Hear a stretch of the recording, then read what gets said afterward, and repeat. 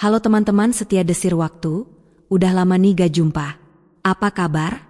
Semoga sehat selalu dan dimudahkan segala urusannya ya. Oke, kali ini Karin akan membagikan kisah nyata yang menginspirasi dari viewer Desir Waktu berjudul Kaya Tanpa Kata. Oke, mari kita mulai. Pagi itu, matahari baru saja menyelinap di antara gedung-gedung tinggi di Semarang. Dendi berdiri di depan cermin apartemen mewahnya, memandang bayangannya yang kini jauh berbeda. Setelan jas mahal yang biasa ia kenakan telah diganti dengan kaos oblong berwarna abu-abu pudar, celana jeans usang, dan sepatu kets yang sudah mulai mengelupas. Di kepalanya, ia memasang topi bisbol tua yang sedikit miring, menyembunyikan sebagian wajahnya yang biasanya terlihat tajam dan penuh wibawa. Hari ini, aku bukan Dendi sang CEO, gumamnya sambil tersenyum kecil. Aku hanya Dendi, tukang packing. Dendi melangkah keluar dari mobil sedan hitamnya, yang sengaja ia parkir beberapa blok dari kantor pusat Glamora, perusahaan online shop skincare terbesar di Jawa Tengah yang ia dirikan 7 tahun lalu. Ia ingin masuk tanpa menarik perhatian, tanpa sorot mata penasaran dari karyawan yang mungkin mengenali mobil mewahnya. Dengan tas ransel tua di pundak, ia berjalan menuju gudang utama Glamora, tempat ratusan paket skincare dikemas setiap hari untuk dikirim ke seluruh Indonesia. Gudang itu berdiri megah di kawasan industri, dengan dinding beton yang dicat putih dan logo Glamora yang besar terpampang di pintu masuk. Bau kardus baru bercampur dengan aroma manis dari serum dan krim wajah, memenuhi udara saat Dendi mendorong pintu besi yang sedikit berkarat. Di dalam, suasana riuh, suara mesin konveyor, tawa karyawan, dan deri troli yang bergerak mondar-mandir. Dendi menarik napas dalam, merasakan detak jantungnya sedikit lebih cepat. Ini bukan pertama kalinya ia masuk ke gudang, tapi ini pertama kalinya ia masuk sebagai orang lain. Oi, yang baru, kesini. Sebuah suara kasar memecah lamunan Dendi. Ia menoleh dan melihat seorang pria bertubuh kekar dengan kemeja lengan pendek yang sedikit kusut. Pria itu, yang kemudian Dendi ketahui bernama Bima, berdiri dengan tangan di pinggang, menatapnya dengan ekspresi seolah Dendi adalah gangguan. Cepat ambil pita pengemas di sana, perintah Bima, menunjuk ke sudut gudang yang penuh tumpukan kardus. Dendi mengangguk tanpa berkata banyak, bergegas menuju rak yang ditunjuk. Ia sengaja berjalan dengan langkah sedikit membungkuk, meniru sikap seseorang yang tidak ingin menonjol. Di dalam hatinya, ia tersenyum tipis. Bima, pemimpin tim packing, catatnya dalam pikiran. Nada tinggi, suka memerintah. Menarik. Dendi mengambil gulungan pita pengemas dan kembali ke meja kerja, tempat beberapa karyawan lain sedang mengobrol sambil menempelkan label pada paket. Baru ya? Namanya siapa? Tanya seorang wanita muda dengan rambut dikuncir, yang kemudian memperkenalkan diri sebagai Rina. Suaranya lembut, tapi ada nada hati-hati di dalamnya, seolah ia tidak yakin apakah boleh berbicara dengan orang asing seperti Dendi. Dendi, jawabnya singkat, sambil menunduk untuk mulai mengemas paket. Ia sengaja tidak banyak bicara, ingin mengamati dulu sebelum membuka diri. Rina mengangguk, lalu kembali bekerja, sesekali melirik ke arah Bima yang sedang berteriak pada karyawan lain. Dendi tahu, tidak ada seorang pun di gudang ini, atau bahkan di seluruh perusahaan, yang tahu siapa dia sebenarnya. Selama ini, ia mengelola Glamora melalui perantara, seorang direktur operasional yang menjadi wajah publik perusahaan, sementara Dendi bekerja di balik layar, merancang strategi, mengelola keuangan, dan memastikan setiap produk memenuhi standar. Tapi akhir-akhir ini, laporan dari sistem internal menunjukkan masalah, pesanan salah kirim, stok hilang, dan keluhan karyawan tentang lingkungan kerja yang toksik. Dendi tidak percaya begitu saja pada laporan. Ia ingin melihat sendiri, merasakan sendiri, bagaimana budaya kerja yang sebenarnya di perusahaan yang ia bangun dari nol. Hari itu, Dendi bekerja dengan sengaja tidak terlalu menonjol. Ia mengemas paket dengan kecepatan rata-rata, sesekali bertanya hal-hal sederhana kepada Rina untuk membangun kepercayaan. Ini labelnya selalu begini, ya? Atau, pita ini cukup kuat, enggak? Rina menjawab dengan ramah, tapi Dendi bisa melihat ketegangan di matanya setiap kali Bima lewat. Saat istirahat makan siang, Dendi duduk di sudut kantin gudang, membuka bekal sederhana yang sengaja ia siapkan, nasi putih, telur dadar, dan sedikit sambal. Ia mendengar tawa dari meja sebelah, tempat Bima dan beberapa karyawan senior duduk. Lihat tuh, tukang packing baru bawa bekal ala kadarnya, kata salah satu dari mereka, cukup keras hingga Dendi mendengar. Bima menyeringai. Miskin kali, bro, Glamora kok nerima orang begini? Dendi menahan diri untuk tidak menoleh.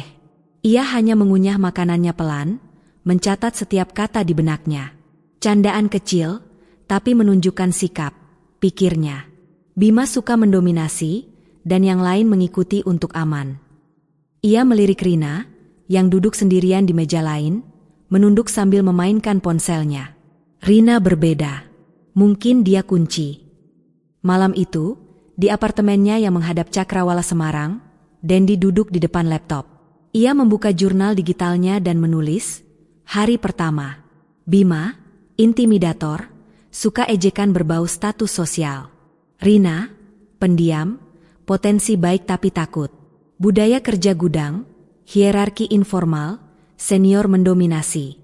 Besok, aku akan amati lebih dalam.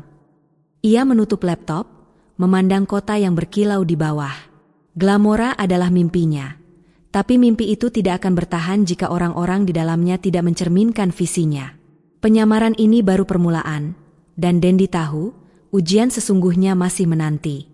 Hari ketiga Dendi di gudang Glamora dimulai dengan hiruk-pikuk seperti biasa.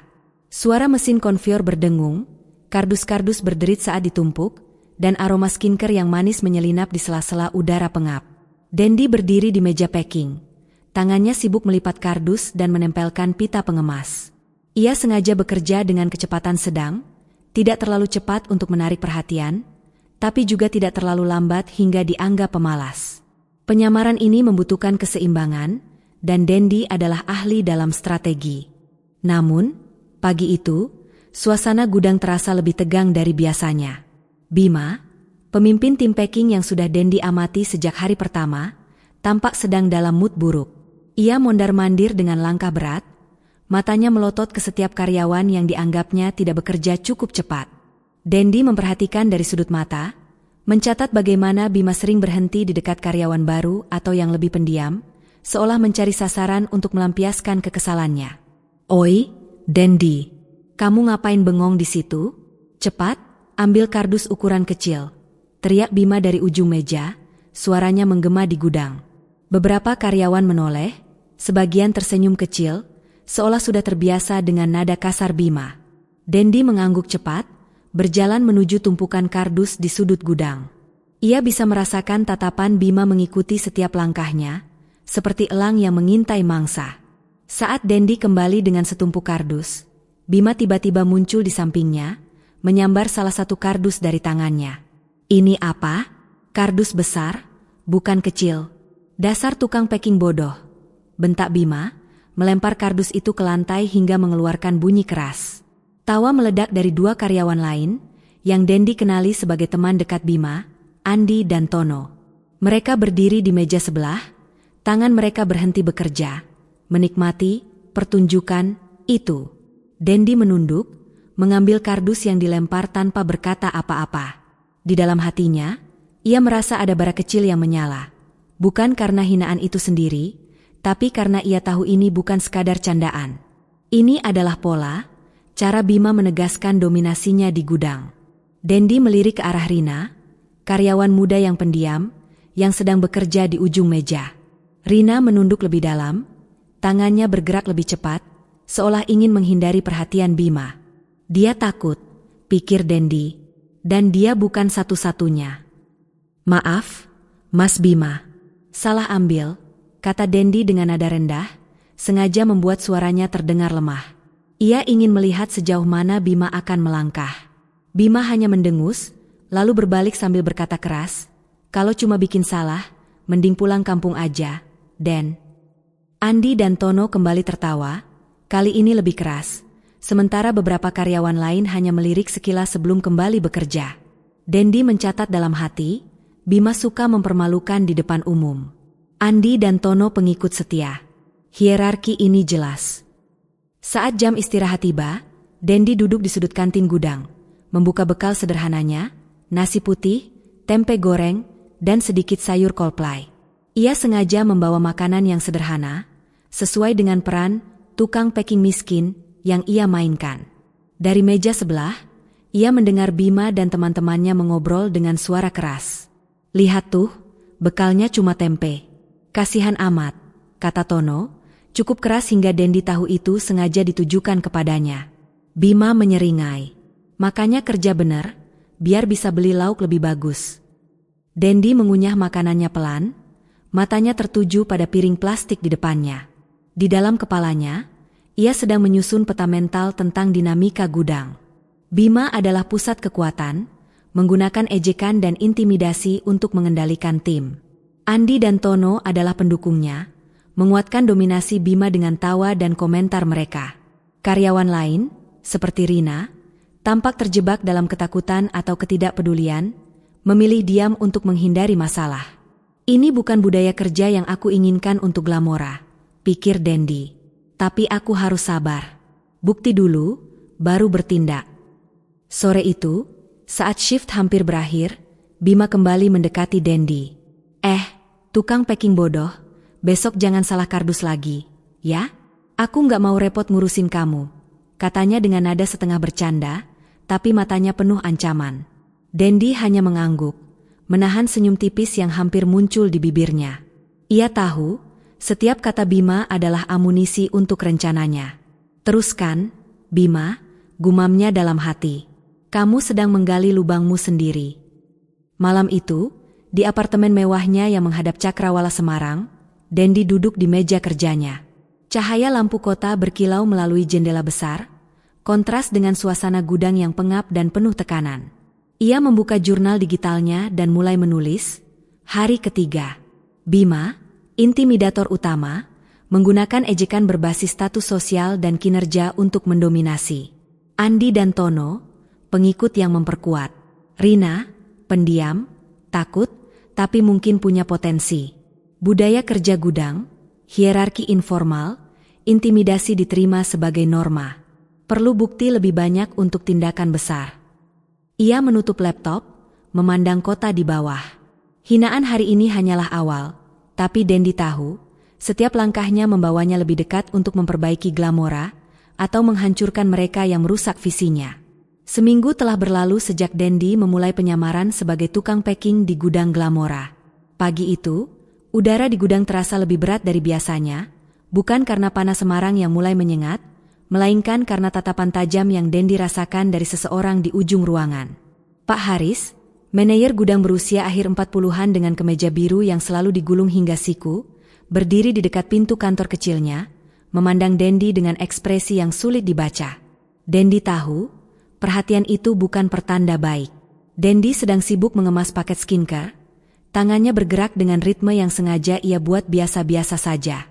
Ia tidak ingin menonjol, tapi juga tidak ingin dianggap tidak becus. Namun, pagi itu, sebuah kardus yang ia kemas tiba-tiba menjadi pusat perhatian. "Dendi," panggil Pak Haris dengan suara yang menggema, membuat beberapa karyawan menoleh. "Kesini sebentar."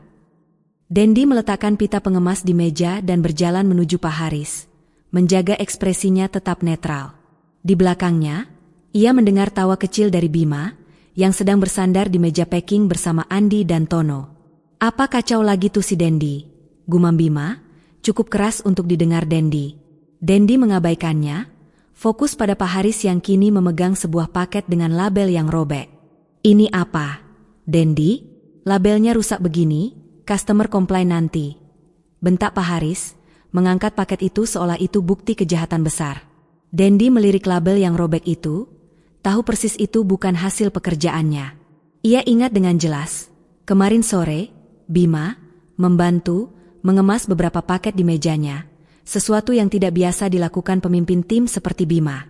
Tapi Dendi tidak berkata apa-apa. "Maaf, Pak, saya cek lagi lain kali," jawabnya dengan nada rendah, sengaja membuat dirinya terlihat bersalah. Pak Haris mendengus, melempar paket itu ke meja dengan gerakan dramatis.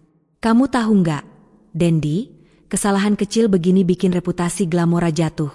Kalau nggak bisa kerja bener, ngapain di sini?"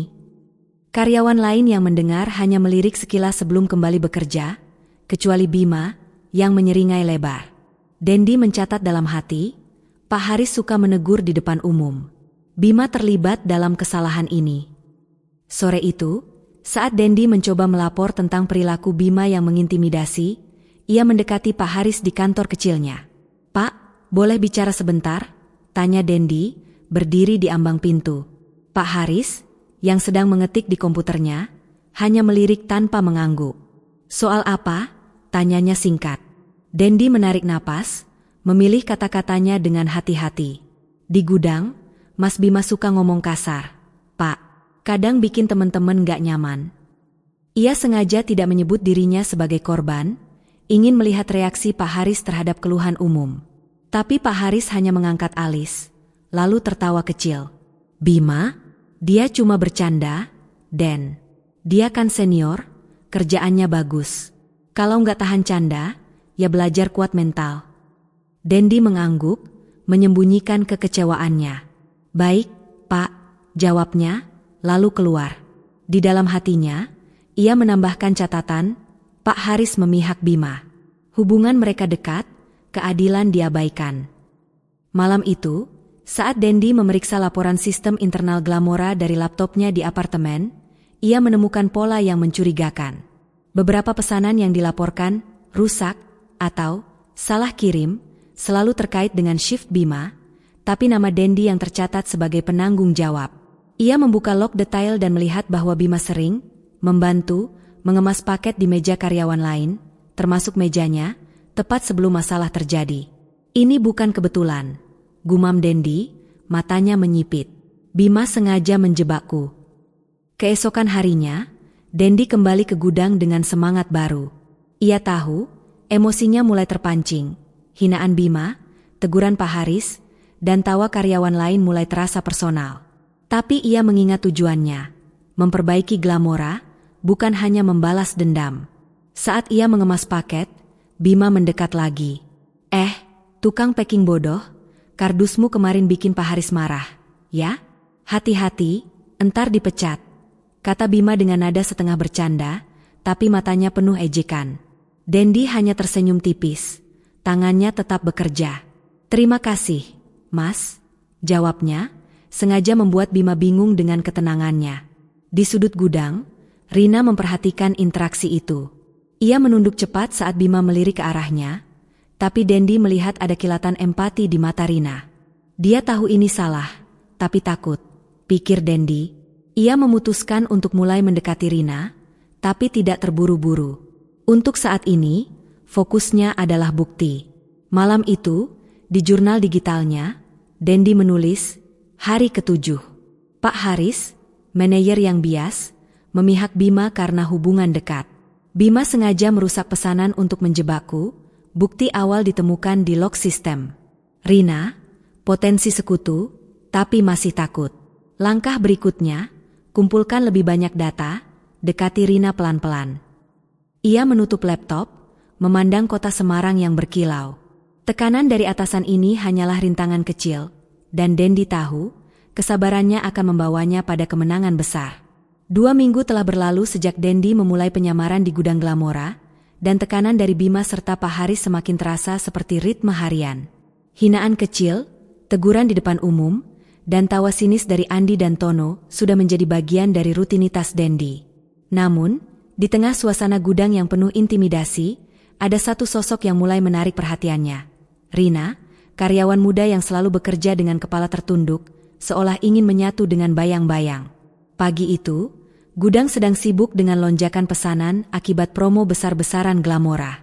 Dendi bergerak cepat, mengemas paket demi paket, meski ia tetap menjaga ritmenya agar tidak terlalu menonjol. Bima, seperti biasa, berjalan mondar-mandir, berteriak pada siapa saja yang dianggapnya lambat. "Cepat, kalian. Jangan bikin customer nunggu," bentaknya, meski Dendi memperhatikan bahwa Bima sendiri lebih sering mengobrol dengan Andi dan Tono daripada bekerja. Di tengah kekacauan itu, Dendi melihat Rina di sudut meja, tangannya bergerak lincah mengemas paket dengan rapi, tanpa sepatah kata pun. Saat jam istirahat tiba, Dendi memilih duduk di sudut kantin gudang, tempat yang sama seperti biasanya, dengan bekal sederhananya, nasi, tempe, dan sedikit sambal. Ia sengaja memilih tempat terpencil, bukan hanya untuk menjaga penyamaran, tapi juga untuk mengamati. Bima dan gengnya, seperti biasa, mendominasi meja tengah, tertawa keras sambil membicarakan hal-hal sepele. Tapi kali ini, Dendi memperhatikan Rina. Ia duduk sendirian di meja kecil dekat pintu, memainkan ponselnya dengan ekspresi kosong. Tanpa banyak berpikir, Dendi mengambil botol air mineral dari tasnya dan berjalan mendekati Rina. "Boleh duduk di sini?" tanyanya dengan nada ramah, tapi hati-hati. Rina tersentak, seolah tidak terbiasa diajak bicara. Ia melirik cepat ke arah Bima, lalu mengangguk kecil. "Boleh, Mas," jawabnya pelan, hampir seperti bisik. Dendi duduk, membuka bekalnya, dan mulai makan sambil sesekali melirik Rina. Ia tahu, membangun kepercayaan membutuhkan waktu, terutama dengan seseorang yang tampak selalu waspada seperti Rina. "Cape, ya, tadi pagi, pesanannya banyak banget," kata Dendi, memulai percakapan dengan topik ringan. Rina tersenyum tipis, pertama kalinya Dendi melihatnya tersenyum. "Iya, Mas. Tapi biasa, kan, kalau lagi promo," jawabnya, suaranya masih pelan. Percakapan mereka mengalir pelan, sebagian besar tentang pekerjaan. Dendi sengaja bertanya hal-hal sederhana, seperti cara Rina memastikan label pesanan tidak salah atau bagaimana ia mengatur waktu agar tidak kewalahan. Rina menjawab dengan antusias, meski tetap hati-hati, dan Dendi bisa melihat bahwa ia sangat berdedikasi. "Kamu teliti banget, Rin. Aku suka lihat kerjaanmu. Rapi," puji Dendi dengan tulus. Rina tersipu, tapi matanya berbinar. "Ah, biasa aja, Mas. Cuma nggak mau bikin masalah," katanya. Saat Dendi hendak bertanya lebih jauh, Bima tiba-tiba lewat di dekat meja mereka, membawa segelas kopi. Si miskin ngobrol sama si pendiam, ya? Cocok," katanya dengan tawa keras, lalu berjalan pergi tanpa menunggu jawaban. Dendi melihat Rina menunduk, tangannya mencengkeram ponsel lebih erat. "Gak usah didengerin, Rin," kata Dendi pelan. "Bima cuma cari perhatian." Rina mengangguk, tapi tidak berkata apa-apa. Setelah istirahat, saat kembali ke gudang, Dendi mulai memperhatikan pola lain. Ketika ia kewalahan dengan tumpukan paket, Rina sering muncul diam-diam, mengambil beberapa kardus dari mejanya dan mengemasnya tanpa berkata apa-apa. Ia tidak pernah meminta pujian atau pengakuan, hanya bekerja dengan cepat dan kembali ke tempatnya. Dendi tersenyum dalam hati. Dia punya hati emas, pikirnya, tapi ketakutannya menahannya. Malam itu, saat Dendi duduk di apartemennya, ia membuka jurnal digitalnya dan menulis, hari ke-14. Rina, sekutu potensial. Dedikasi tinggi, teliti, tapi terintimidasi oleh Bima dan hierarki gudang. Mulai membuka diri, tapi masih waspada. Langkah berikutnya, bangun kepercayaan lebih dalam, beri dia ruang untuk berani. Ia menutup laptop, memandang kota Semarang yang berkilau. Rina adalah titik terang di tengah budaya kerja yang kelam, dan Dendi tahu, jika ia bisa membawa Rina ke sisinya, perubahan besar di Glamora bukan lagi mimpi. Hampir 3 minggu berlalu sejak Dendi menyamar sebagai tukang packing di gudang Glamora, dan setiap hari terasa seperti ujian baru bagi kesabarannya. Hinaan dari Bima dan kelompoknya, Andi dan Tono, semakin tajam, beralih dari ejekan tentang kinerja ke serangan yang lebih personal. Pagi itu, saat Dendi tiba di gudang dengan kaos lusuh dan topi bisbol tua yang sudah menjadi ciri khas penyamaran, ia mendengar bisik-bisik dari sudut meja packing. "Lihat tuh, si miskin datang lagi," kata Tono dengan suara sengaja dilebihkan, disambut tawa pelan dari Andi. Bima, yang berdiri di dekat mesin konveyor, hanya menyeringai, matanya mengikuti Dendi seperti predator.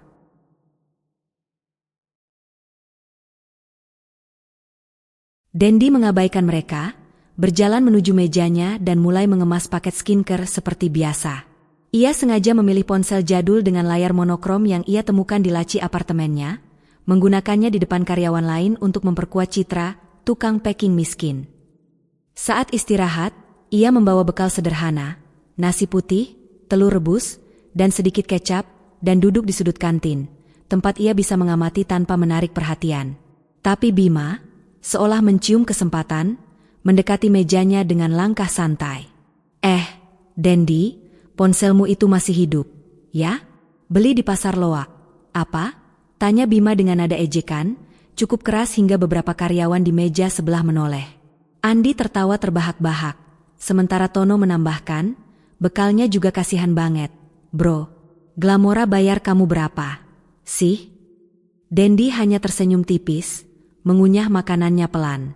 Cukup buat hidup, Mas, jawabnya dengan nada datar, sengaja membuat dirinya terlihat lemah. Di dalam hatinya, ia merasa bara kemarahan mulai menyala, tapi ia mengingat tujuannya, ini bukan tentang egoku, ini tentang Glamora. Sore itu, tekanan bertambah. Pak Haris, manajer gudang yang semakin sering menargetkan Dendi, memanggilnya ke kantor kecilnya. Dendi, malam ini kamu lembur, ya? Ada pesanan urgent, kardusnya harus selesai sebelum tengah malam, kata Pak Haris tanpa menatapnya, sibuk dengan kertas-kertas di mejanya. Dendi tahu pesanan itu sebenarnya bisa ditangani tim pagi, tapi ia juga tahu Pak Haris sengaja memberinya tugas berat, menganggapnya tidak akan protes. Baik, Pak, jawab Dendi, menahan nada kesal yang hampir keluar. Saat ia keluar dari kantor, ia mendengar Bima berbisik ke Andi, kasihan si miskin, disuruh lembur. Pasti butuh uang. Malam itu, saat gudang sepi dan hanya lampu neon yang menerangi tumpukan kardus, Dendi bekerja sendirian, mengemas ratusan paket dengan ritme yang terkontrol. Suara derit troli dan gemerisik pita pengemas adalah satu-satunya teman di keheningan. Di tengah kelelahan, ia merasa emosi yang selama ini ia tahan mulai mengintit. Mereka pikir aku lemah, gumamnya, tangannya berhenti sejenak. Tapi ini bukan waktunya marah. Sabun, Dendi, sabun. Ia menarik napas dalam, mengingat visi Glamora, sebuah perusahaan yang menghargai keadilan, kualitas, dan kerja keras.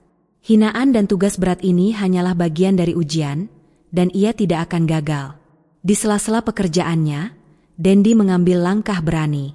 Ia tahu, untuk mengungkap sifat asli Bima dan membuktikan kecurigaannya, ia butuh lebih dari sekadar lock system.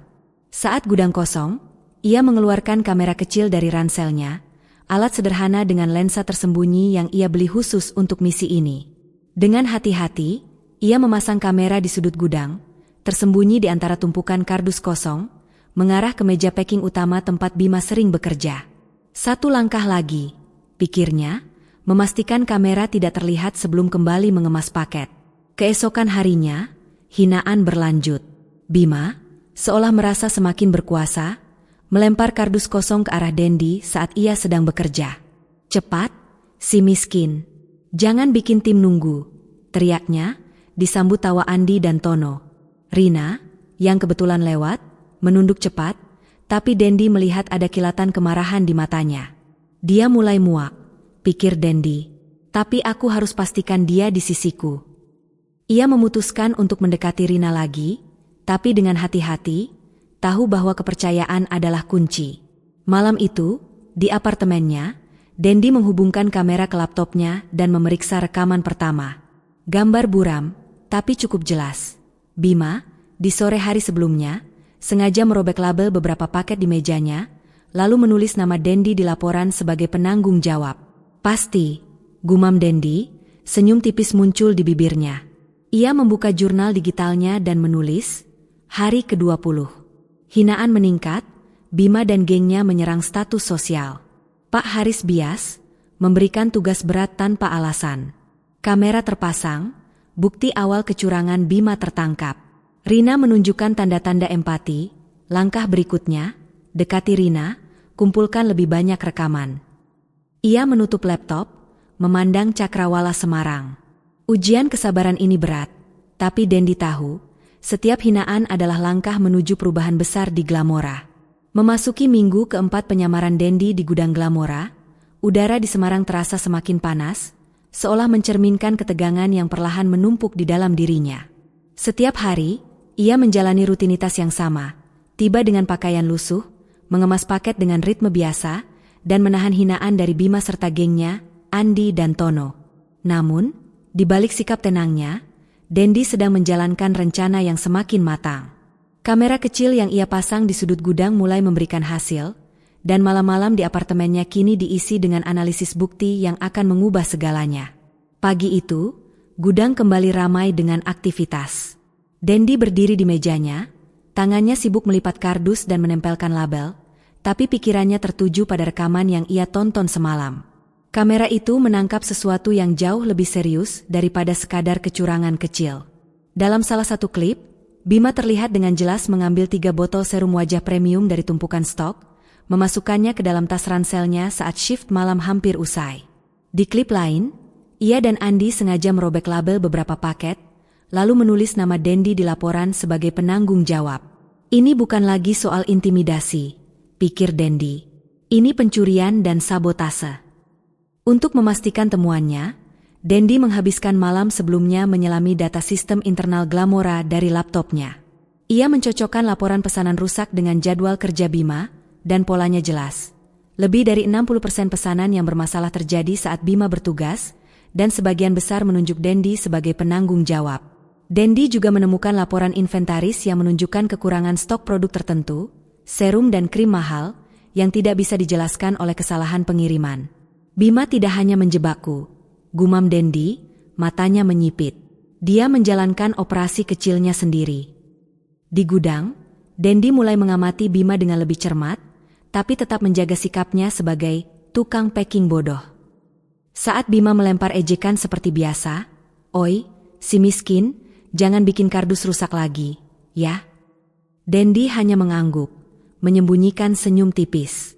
Namun, ia juga memperhatikan Rina, yang kini mulai menunjukkan tanda-tanda keterlibatan.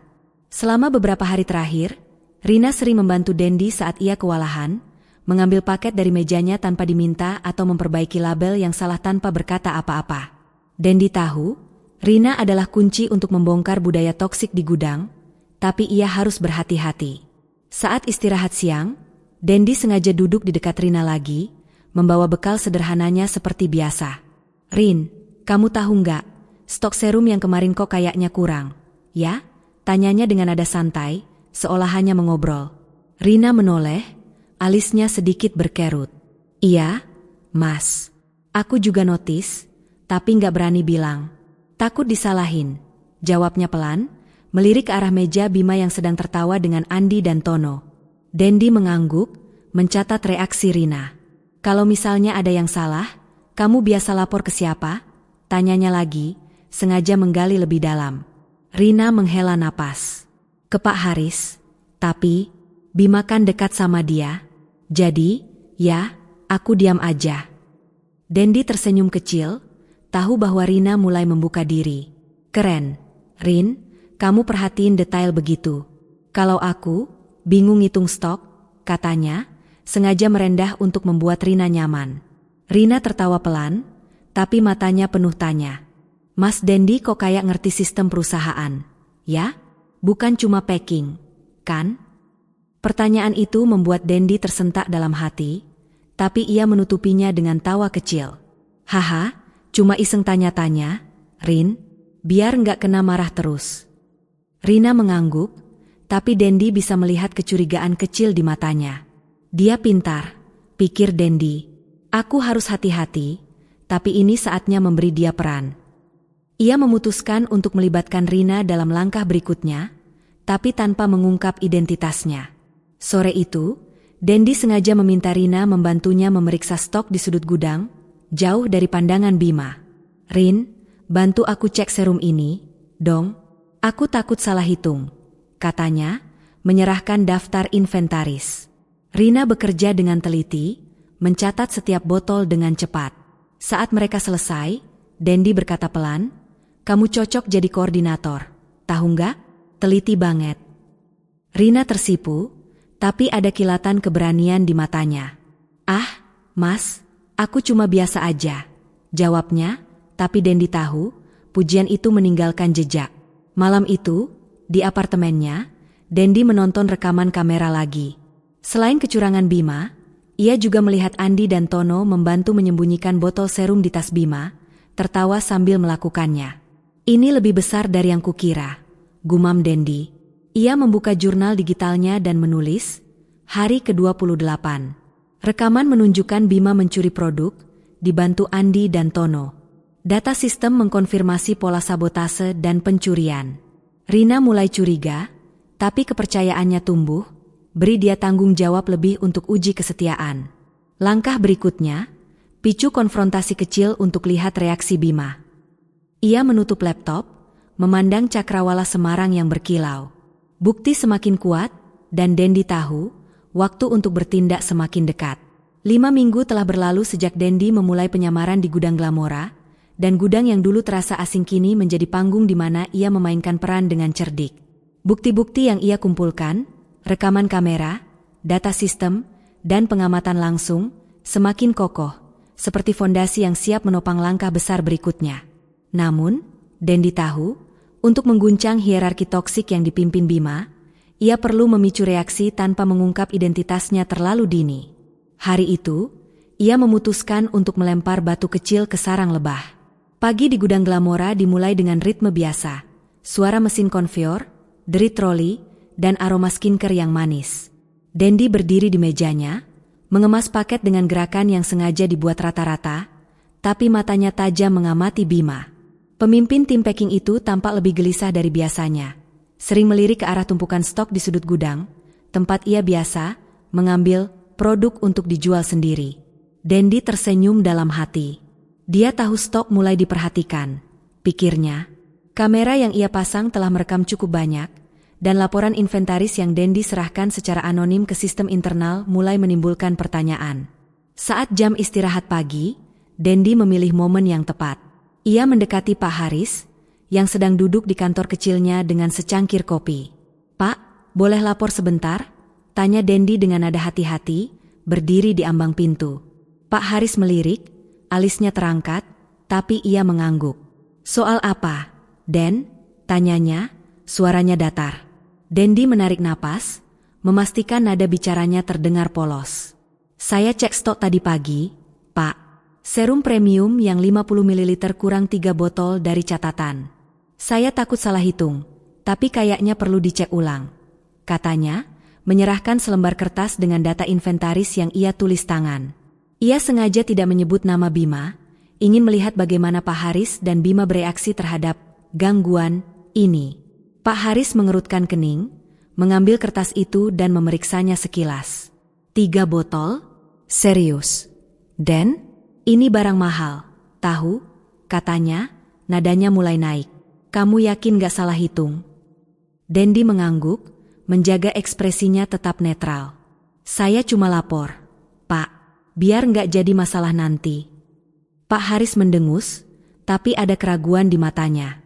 "Baik, nanti saya cek. Kembali kerja dulu," katanya, melambaikan tangan. Dendi keluar dari kantor, tapi ia tidak langsung kembali ke mejanya. Ia berhenti di dekat tumpukan kardus, pura-pura mengatur stok, dan mengamati dari kejauhan. Tak lama kemudian, Pak Haris keluar dari kantor dan memanggil Bima. Dendi tidak bisa mendengar percakapan mereka, tapi dari gerakan tangan Bima yang agresif dan wajahnya yang memerah, ia tahu batu yang ia lempar telah mengenai sasaran. Dia panik, pikir Dendi, menyembunyikan senyum. Sore itu, saat tim packing berkumpul untuk menyelesaikan pesanan, Bima tiba-tiba mendekati meja Dendi dengan langkah cepat. "Oi, Dendi, kamu yang lapor soal stok ke Pak Haris, ya?" bentaknya. Suaranya cukup keras hingga menarik perhatian karyawan lain. Rina, yang sedang bekerja di meja sebelah, menoleh, tangannya berhenti mengemas. Andi dan Tono, seperti biasa, berdiri di belakang Bima, siap mendukung. Dendi menatap Bima dengan tenang, tangannya masih memegang pita pengemas.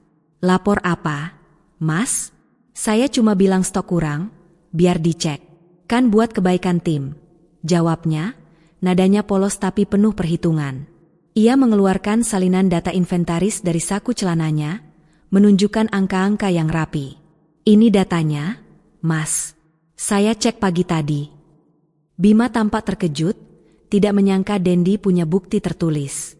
Wajahnya memerah lebih dalam, dan ia menunjuk Dendi dengan jari telunjuk. "Jangan sok pintar, ya? Pasti kamu yang nyuri, makanya lapor biar nutupin," tuduhnya. Suaranya menggema. Beberapa karyawan mulai berbisik, tapi tidak ada yang berani ikut campur. kecuali satu orang. Bima, jangan nuduh sembarangan. Suara Rina tiba-tiba terdengar, tajam dan jelas, membuat semua orang terdiam. Ia berdiri dari mejanya, tangannya gemetar tapi matanya penuh tekad. Mas Dendi cuma lapor stok, kan? Kalau salah, cek aja bareng. Nggak usah nuduh-nuduh. Karyawan lain menatap Rina dengan kaget, termasuk Dendi, yang merasa bangga tapi juga waspada. Ini adalah pertama kalinya Rina berani melawan Bima di depan umum. Bima tampak kehilangan kata-kata sejenak, tapi ia cepat pulih. Kamu apaan, Rin? Ikut-ikut bela si miskin? Ejeknya, tapi nadanya kurang yakin. Pak Haris, yang mendengar keributan, muncul dari kantor. Ada apa ini? Ribut mulu, bentaknya. Bima langsung menunjuk Dendi. Pak, si Dendi lapor stok hilang, tapi saya yakin dia yang nyuri. Pak Haris melirik Dendi, lalu ke data di tangannya, dan akhirnya ke Bima. Sudah, nanti saya cek sendiri. Kembali kerja semua, katanya, tapi ada keraguan di matanya yang tidak luput dari perhatian Dendi. Malam itu, di apartemennya, Dendi menonton rekaman kamera terbaru. Ia melihat Bima, setelah konfrontasi tadi, berbisik panik dengan Andi dan Tono, memeriksa tumpukan stok dengan gerakan gugup. Dia tahu posisinya goyah, gumam Dendi. Ia membuka jurnal digitalnya dan menulis, hari ke-35. Konfrontasi kecil berhasil. Bima panik, menuduhku mencuri. Pak Haris mulai curiga, tapi masih memihak Bima. Rina berani melawan, tanda keberanian tumbuh, beri dia dukungan lebih. Langkah berikutnya, siapkan pengungkapan besar. Ia menutup laptop, memandang kota Semarang yang berkilau. Konfrontasi kecil ini hanyalah awal, dan Dendi tahu, panggung untuk kebenaran sudah hampir siap. 6 minggu berlalu sejak Dendi memulai penyamaran sebagai tukang packing di gudang Glamora, dan pagi itu terasa seperti puncak dari perjuangan yang panjang.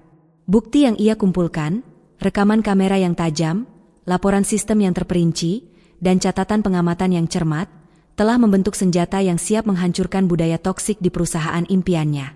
Konfrontasi kecil dengan Bima beberapa hari lalu telah memicu kegelisahan, membuat Bima semakin ceroboh dan Pak Haris mulai mempertanyakan kepercayaannya pada anak emasnya. Dendi tahu, ini adalah saat untuk mengungkap kebenaran dan mengembalikan Glamora ke jalur yang benar.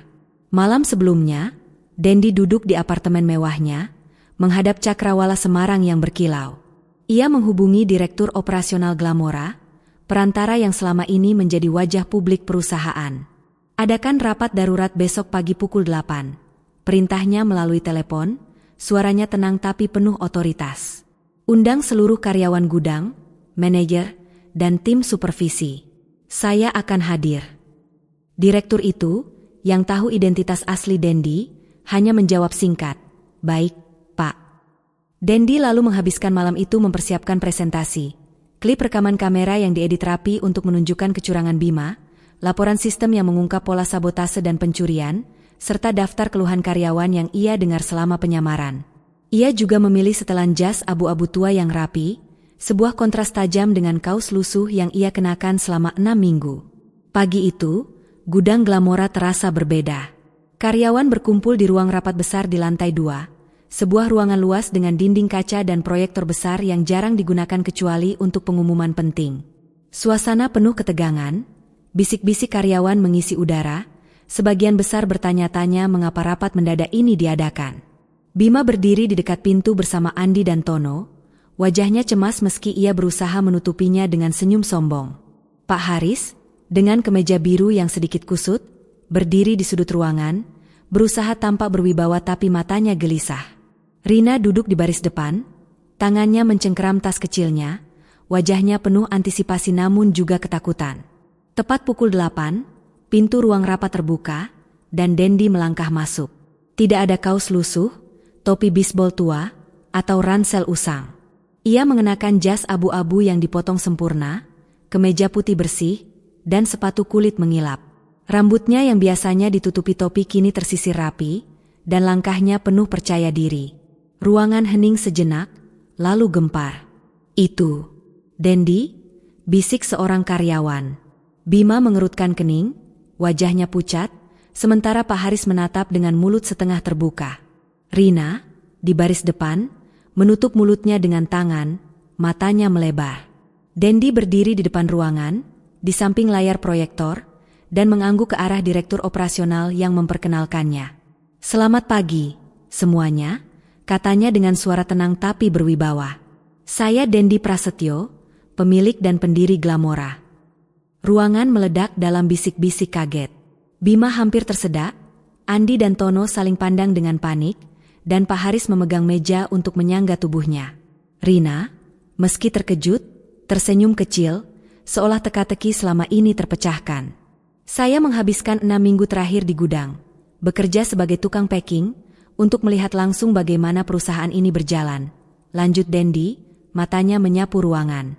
"Saya ingin tahu apakah Glamora mencerminkan visi saya, keadilan, kerja keras, dan integritas.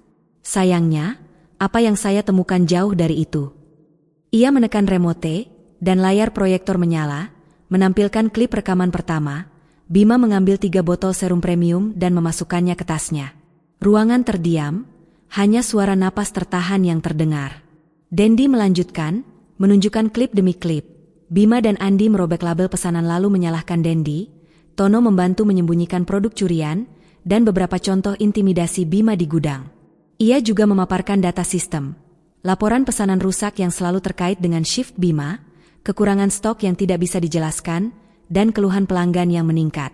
"Ini bukan sekadar kesalahan," kata Dendi, suaranya kini lebih keras. "Ini sabotase dan pencurian, dilakukan dengan sengaja untuk keuntungan pribadi." Bima bangkit dari kursinya, wajahnya merah padam. "Ini bohong, Pak, rekaman itu pasti editan. Saya nggak pernah nyuri," teriaknya, tangannya menunjuk Dendi dengan gemetar. Tapi suaranya melemah saat Dendi menatapnya dengan dingin. "Duduk, Bima," kata Dendi, nadanya tajam. "Kamu punya kesempatan untuk menjelaskan, tapi bukti tidak berbohong." Bima terdiam, kembali duduk dengan wajah pucat. Dendi lalu menoleh ke Pak Haris, yang kini menunduk, keringat mengucur di dahinya. "Pak Haris, sebagai manajer, Anda gagal menjaga keadilan. Anda tahu tentang intimidasi Bima, tapi memilih diam karena hubungan pribadi. Ini kelalaian yang tidak bisa diterima." Pak Haris membuka mulut untuk membela diri, tapi tidak ada kata yang keluar. Ia hanya menunduk lebih dalam. Tiba-tiba, seorang karyawan di baris belakang, seorang wanita muda bernama Sari, berdiri. "Pak Dendi, saya mau bicara," katanya dengan suara gemetar. "Bima sering ngomelin kami kalau kerja nggak sesuai maunya, kadang sampai bikin takut. Saya nggak berani lapor karena dia dekat sama Pak Haris." Suara Sari memicu keberanian lain. Karyawan lain, seorang pria bernama Joko, menambahkan, "Bima juga suka nyuruh kami tutup mulut kalau ada stok hilang. Kami takut dipecat." Satu persatu, karyawan mulai bersuara, mengungkap intimidasi yang mereka alami selama ini. Dendi mendengarkan dengan penuh perhatian, mencatat setiap keluhan di benaknya. Ia lalu kembali berbicara. "Bima, berdasarkan bukti dan kesaksian ini, kamu dipecat, efektif sekarang. Keamanan akan mengawalmu keluar setelah rapat." Bima menatap Dendi dengan mata penuh amarah, tapi ia tidak berkata apa-apa, tahu perlawanannya sia-sia. Andi dan Tono, yang juga terlibat, mendapat peringatan keras dan penurunan jabatan, dengan janji evaluasi ketat. Kepada Pak Haris, Dendi berkata, "Pak, ini peringatan terakhir. Anda punya kesempatan kedua, tapi saya harap Anda belajar dari ini. Jadilah manajer yang adil, atau Anda akan menyusul Bima." Pak Haris mengangguk pelan, wajahnya penuh penyesalan. Dendi lalu menoleh ke Rina, yang masih duduk di baris depan, tersenyum bangga. "Rina, terima kasih atas keberanianmu. Kita akan bicara lebih lanjut." Rina tersipu, tapi matanya berbinar. Sebelum menutup rapat, Dendi menatap seluruh karyawan. "Glamora adalah rumah kita. Mulai hari ini, kita bangun budaya baru, saling menghormati, bekerja keras, dan jujur. Saya akan tetap di sini, mengawasi, tapi saya ingin kalian semua jadi bagian dari perubahan ini." Ruangan meledak dalam tepuk tangan, sebagian besar tanda lega dan harapan baru. Dendi melangkah keluar, merasa beban di pundaknya sedikit terangkat. Pengungkapan ini adalah akhir dari penyamaran, tapi awal dari glamora yang baru. Malam itu, di jurnal digitalnya, Dendi menulis, hari ke-42. Identitas terungkap, Bima dipecat, Pak Haris ditegur. Rina menunjukkan potensi kepemimpinan. Karyawan mulai berani bersuara, tanda budaya baru. Langkah berikutnya, dukung Rina, pantau perubahan, dan pastikan glamora jadi tempat yang layak untuk semua. Ia menutup laptop, memandang kota Semarang. Perjuangan ini berat, tapi Dendi tahu, ia telah menanam benih untuk masa depan yang lebih baik. Hari-hari setelah pengungkapan identitas Dendi di gudang glamora terasa, seperti angin segar yang menyapu kabut tebal. Ruang kerja yang dulu dipenuhi bisik-bisik ketakutan dan tawa sinis kini, mulai berganti dengan percakapan yang lebih terbuka dan tawa yang tulus. Karyawan masih menyesuaikan diri dengan kebenaran bahwa tukang packing bodoh yang mereka ejek adalah pemilik perusahaan, tapi Dendi tidak membiarkan keterkejutan itu berlarut-larut. Ia tahu, untuk membangun glamora yang sesuai visinya, ia harus bertindak cepat, memanfaatkan momentum perubahan yang baru saja ia ciptakan. Pagi itu, seminggu setelah rapat darurat yang mengguncang gudang, Dendi mengadakan pertemuan kecil dengan tim inti gudang. Ia berdiri di depan ruang rapat, kali ini dengan kemeja lengan digulung dan tanpa jas formal, ingin menunjukkan bahwa ia tetap dekat dengan karyawan meski statusnya telah terungkap. Di hadapannya duduk Pak Haris, Rina, dan beberapa karyawan senior yang tidak terlibat dalam kecurangan Bima. Suasana tegang, tapi ada harapan di mata mereka. Saya ingin memulai perubahan nyata di sini, kata Dendi, suaranya tegas tapi hangat. Dan saya butuh orang yang punya dedikasi dan keberanian untuk memimpin. Rina, ia menoleh ke arah Rina, yang duduk dengan tangan saling menggenggam, wajahnya penuh antisipasi, kamu telah menunjukkan itu. Mulai hari ini, kamu adalah koordinator gudang.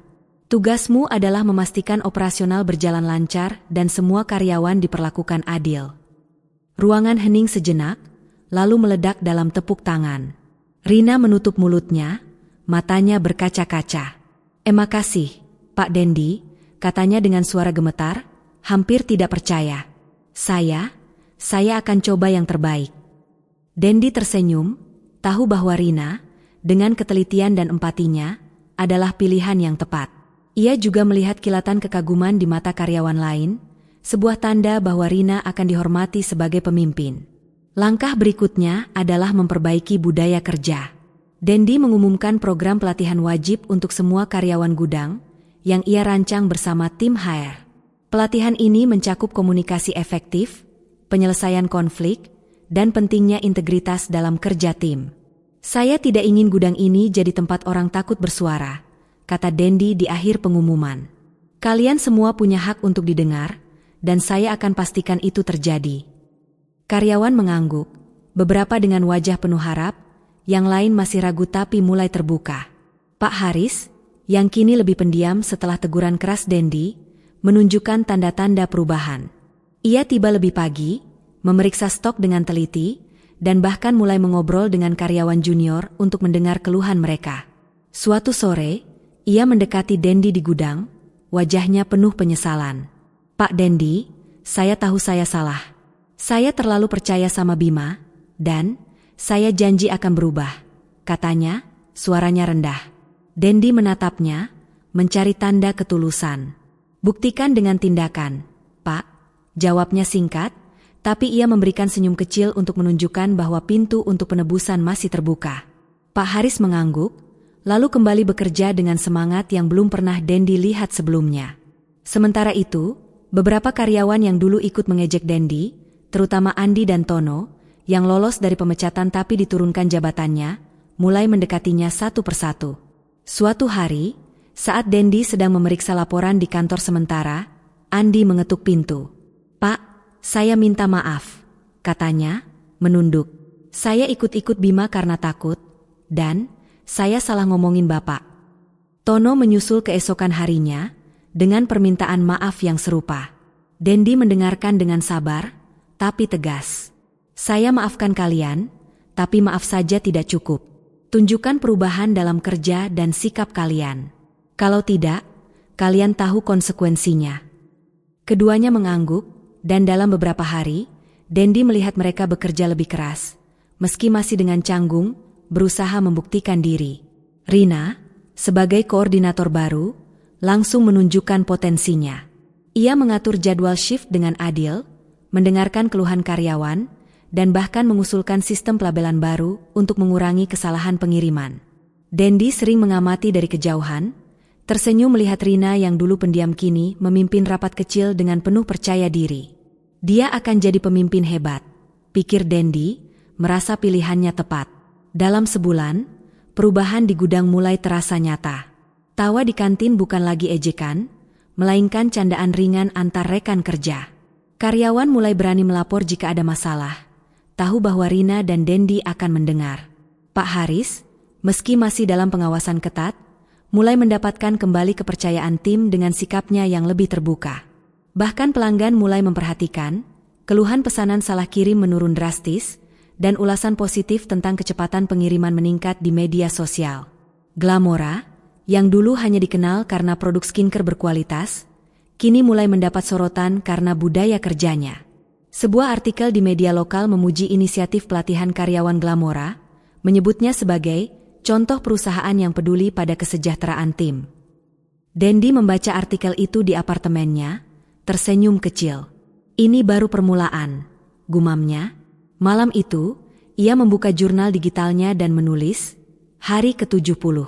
Rina resmi jadi koordinator, menunjukkan kepemimpinan alami. Pelatihan budaya kerja mulai membuahkan hasil, karyawan lebih terbuka, intimidasi menurun. Pak Haris berubah, meski masih dipantau. Andi dan Tono menunjukkan usaha, tapi perlu waktu. Glamora mulai jadi tempat yang saya impikan. Langkah berikutnya, perkuat fondasi ini, pastikan perubahan bertahan." Ia menutup laptop, memandang cakrawala Semarang yang berkilau. Perubahan ini adalah kemenangan, tapi Dendi tahu, menjaga api itu tetap menyala adalah tantangan berikutnya. 3 bulan setelah pengungkapan identitasnya, Dendi berdiri di balkon apartemennya yang menghadap cakrawala Semarang. Langit malam dipenuhi bintang, dan lampu-lampu kota berkilau seperti cerminan dari perubahan yang telah ia wujudkan di Glamora. Di tangannya, ia memegang secangkir kopi hitam, uapnya mengepul lembut di udara sejuk. Malam ini, ia tidak membuka laptop atau memeriksa laporan seperti biasa. Ia hanya ingin merenung, membiarkan setiap momen dari 6 minggu penyamaran itu kembali mengalir dalam pikirannya seperti film yang penuh pelajaran. Dendi menarik napas dalam, mengingat hari-hari pertama di gudang. Hinaan Bima yang menyebutnya, tukang packing bodoh, dan si miskin, tawa sinis Andi dan Tono, teguran keras Pak Haris yang tidak adil, semuanya terasa seperti luka kecil yang dulu menggigit. Tapi kini, ia melihat luka-luka itu sebagai medali, bukti bahwa ia telah bertahan dan menang. "Aku bukan cuma bertahan," gumamnya, tersenyum tipis. "Aku mengubah mereka." Penyamaran itu, yang awalnya hanya untuk menguji karyawan, ternyata mengajarkan Dendi lebih banyak dari yang ia duga. Ia belajar tentang kesabaran, bagaimana menahan amarah saat Bima melempar kardus atau ketika Pak Haris memihak tanpa alasan. Ia belajar tentang keberanian, bukan hanya dalam menghadapi intimidasi, tapi juga dalam mempercayai orang seperti Rina, yang awalnya pendiam namun kini menjadi pilar baru di gudang. Yang terpenting, ia belajar tentang kekuatan memberi kesempatan kedua. Pak Haris, Andi, dan Tono, meski pernah salah, kini menunjukkan usaha nyata untuk berubah. Manusia bisa belajar, pikir Dendi, jika kita beri ruang untuk itu. Dendi melangkah kembali ke dalam apartemen, duduk di meja kerjanya, dan membuka jurnal digitalnya. Ia menulis dengan penuh perasaan, hari ke-90. Penyamaran ini mengubah Glamora, tapi juga mengubahku. Aku belajar bahwa kepemimpinan bukan hanya soal strategi atau keuntungan, tapi soal memahami orang yang membuat perusahaan hidup. Kesabaran, keberanian, dan pengampunan adalah alat yang lebih kuat dari yang kukira. Glamora kini lebih dari bisnis. Ini adalah rumah bagi mereka yang percaya pada keadilan dan kerja keras. Ia menutup jurnal, tapi pikirannya masih melayang. Glamora telah tumbuh lebih besar dalam 3 bulan terakhir. Penjualan meningkat berkat efisiensi baru di gudang, dan reputasi perusahaan melonjak setelah media lokal memuji budaya kerja yang inklusif. Rina, sebagai koordinator gudang, telah menjadi inspirasi bagi karyawan lain, membuktikan bahwa kerja keras dan integritas bisa membawa perubahan. Pak Haris, yang kini lebih rendah hati, sering meminta saran dari Dendi, sebuah tanda bahwa ia serius ingin menebus kesalahannya. Bahkan Andi dan Tono, meski masih dalam pengawasan, mulai dihormati kembali oleh rekan-rekan mereka karena usaha mereka. Cerita Dendi sendiri mulai menyebar di luar gudang. Karyawan baru yang bergabung mendengar kisah, pemilik yang menyamar sebagai tukang packing, dan itu menjadi legenda yang memotivasi mereka untuk bekerja dengan jujur. Seorang jurnalis lokal bahkan menghubungi Dendi untuk wawancara, ingin menulis tentang kepemimpinan rendah hati yang mengubah perusahaan. Dendi menolak dengan sopan, berkata, ceritanya bukan tentang saya, tapi tentang tim kami. Tapi diam-diam, ia tersenyum, tahu bahwa cerita itu telah menanam benih inspirasi. Dendi memutuskan untuk tetap terlibat langsung di lapangan, bukan lagi sebagai tukang packing, tapi sebagai pemimpin yang terbuka. Ia sering mengunjungi gudang, mengobrol dengan karyawan, mendengar ide mereka, dan memastikan budaya baru yang ia bangun tetap kuat. Saya tidak ingin jadi bos yang cuma duduk di kantor, katanya kepada Rina suatu hari, saat mereka memeriksa stok bersama. Rina tertawa. Pak, kalau Bapak masih mau packing kardus, saya sih nggak nolak bantuan. Dendi ikut tertawa, merasa bahwa hubungan seperti ini, penuh hormat tapi akrab, adalah inti dari Glamora yang baru. Malam itu, sebelum tidur, Dendi kembali ke balkon, memandang kota yang kini terasa lebih hangat. Ia memikirkan perjalanan panjangnya, dari seorang pengusaha muda yang membangun Glamora dari nol, hingga pria yang rela menyamar untuk melindungi mimpinya. Ini bukan akhir, pikirnya, ini baru permulaan. Glamora bukan lagi sekadar perusahaan skincare. Ini adalah simbol bahwa perubahan dimungkinkan, asalkan ada keberanian untuk memulai. Dendi mengangkat cangkir kopinya, seolah bersulang untuk masa depan. Di jurnalnya, ia menambahkan satu baris terakhir, langkah berikutnya, jadilah pemimpin yang tidak hanya mengubah perusahaan, tapi juga hati orang-orang di dalamnya. Ia menutup laptop, berjalan ke dalam, dan bersiap untuk hari esok, hari di mana ia akan terus membangun warisan yang tidak hanya besar, tapi juga bermakna. Terima kasih teman-teman sudah menyimak ceritanya sampai akhir. Jangan lupa subscribe Desir Waktu agar tidak ketinggalan cerita menarik lainnya. Terima kasih.